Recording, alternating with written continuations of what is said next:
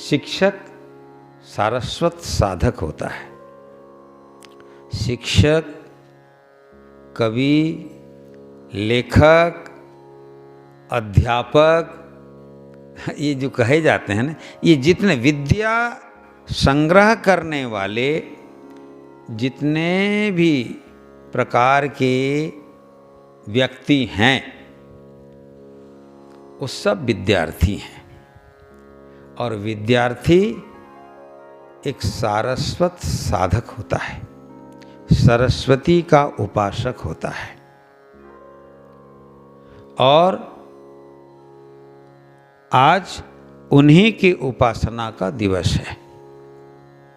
शारदा उपासना, सरस्वती उपासना का दिवस है, बसंत पंचमी है।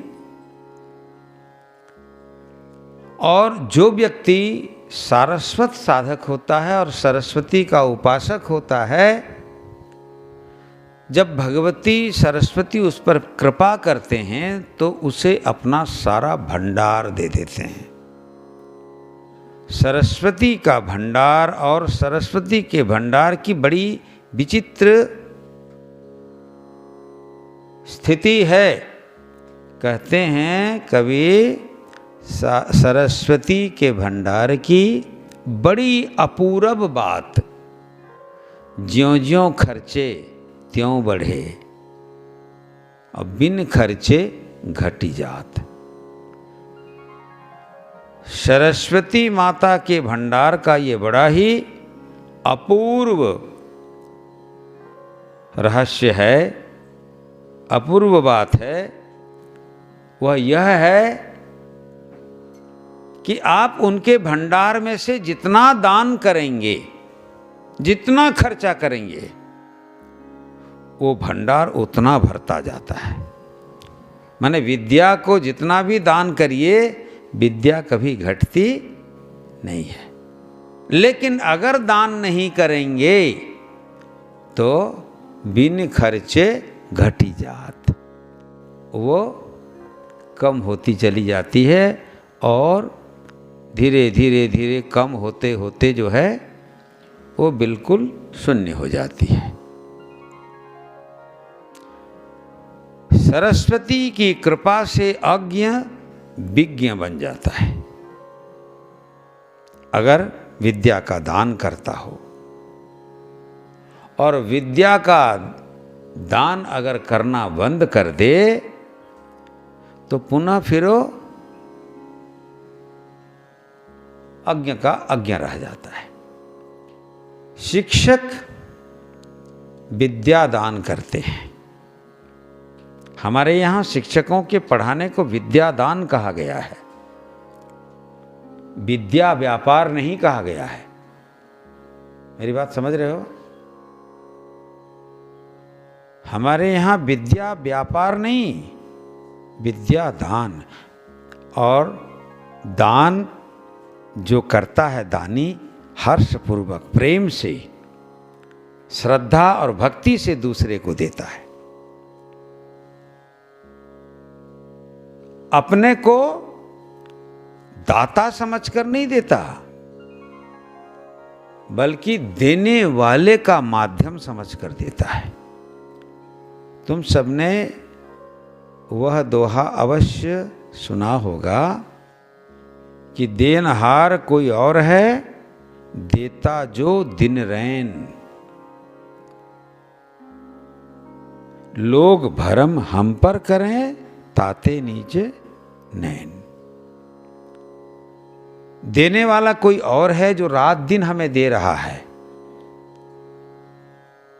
इसीलिए अहंकार करने की जरूरत नहीं है। जो दे रहा है उसका माध्यम बनो। आपके पास आया, आप उसको फिर आगे बढ़ा दो, दान कर दो, तो धारा अक्षुण्ण बनी रहेगी। देने वाला कंजूस नहीं है, उसके पास इतना है कि वो निरंतर रात दिन देता ही रहता है। और रात दिन देने वाले उस दाता परमात्मा के दिए हुए धन को आप अगर रात दिन ऐसे ही देते भी रहोगे तो कम कभी नहीं होगा, धारा टूटेगी नहीं, अक्षुण्ण बनी रहेगी। इसलिए शिक्षकों को कभी भी विद्या देने में कुंठित नहीं होना चाहिए, उदार होना चाहिए। विगत 2 वर्षों से, करीब करीब 2020 के मार्च से 2022 का ये फरवरी हो गया, 2 साल। इन 2 वर्षों में सारे स्कूल कॉलेज जिस समस्या का सामना कर रहे हैं, प्राइवेट सेक्टर के हों या गवर्नमेंट सेक्टर के, सफ़र कर रहे हैं विद्यार्थी लोग, सफ़र कर रहे हैं बहुत प्रकार के लोग कोरोना के कारण। जो भी हुआ, जैसा भी हुआ, ध्यान रहे, जो व्यक्ति विपत्ति के समय में धैर्य नहीं खोता वही आगे बढ़ता है। समस्याएं आती रहती हैं और वो जिंदगी नहीं है जिसमें समस्याएं नहीं आती हैं। फिर जीवन का तो आनंद ही नहीं मिलता। समस्याएं आएं, लेकिन समस्याओं से हम घबराएं नहीं, उनका सामना करें, उनका निराकरण करते हुए आगे बढ़ने का उपाय ढूंढें, तो हम आगे बढ़ जाएंगे। लहरों से डरने वाला व्यक्ति कभी नदी पार नहीं जा सकता, है ना। तो जितने भी लोग हैं जो अनुसंधान करते हैं वे साहस के साथ आगे बढ़ते हैं और वे समस्याओं का सामना करते हैं, साथ साथ फेल भी मान लो हो जाते हैं तो अपनी योजना को रोकते नहीं हैं, वहाँ गलतियाँ ढूंढते हैं, फिर सक्सेस के लिए प्रस्तुत होते हैं और सक्सेस हो जाते हैं, लक्ष्य को प्राप्त कर जाते हैं। मेरी बहुत बहुत शुभकामनाएं सबको।